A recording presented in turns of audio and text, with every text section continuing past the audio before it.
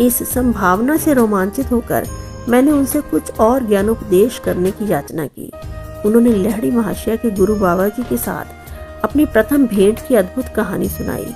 लगभग मध्य रात्रि होने पर तब रामगोपाल मौन हो गए और मैं अपने कमलों पर लेट गया। जब मैंने आंखें बंद की तो मुझे बिजलियां कौंधती दिखाई देने लगी। मेरे अंदर का विशाल अंतराल जैसे पिघले हुए प्रकाश से भर गया।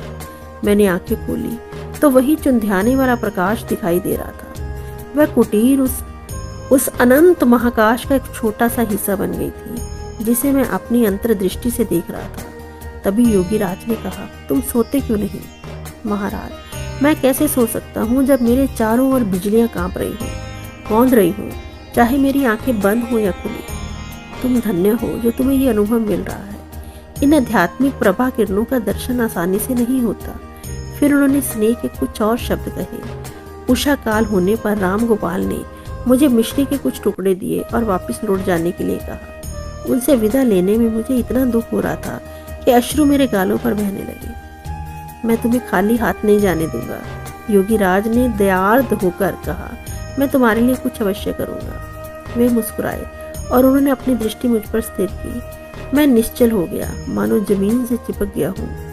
उनसे निःसृत होने वाली शांति के धाराओं ने मेरे संपूर्ण अस्तित्व को अपलावित कर दिया। तत्क्षण मेरी पीठ का दर्द ठीक हो गया, जो अनेक वर्षों से बीच बीच में मुझे तकलीफ देता रहता था।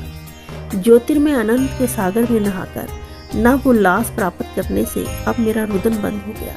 रामगोपाल की चरण वंदना करके मैं जंगल में प्रवेश कर गया। जंगल की उलझती झाड़ियों में से रास्ता बनाते हुए कई धान खेतों को पार करता हुआ आखिर में तारकेश्वर पहुंचा। तारकेश्वर में दूसरी बार मैं अब मंदिर गया और वहां भगवान के सामने साष्टांग दंडवत किया। वह गोल पत्थर मेरी अंतर्दृष्टि के सामने आकार में बढ़ता गया और एक आकाश पिंड बन गया जिसमें वल्यों पर वल्य, अंचलों पर अंचल सभी ईश्वर की प्रभा से ओत प्रोत लग रहे थे। 1 घंटे बाद मैं खुशी खुशी कोलकाता की गाड़ी में बैठ गया। मेरी यात्राओं का अंत हो गया। उतंग पर्वतों में नहीं बल्कि अपने गुरु के हिमालय सदृश व्यक्तित्व के चरणों में। कोटि कोटि नमन गुरुदेव।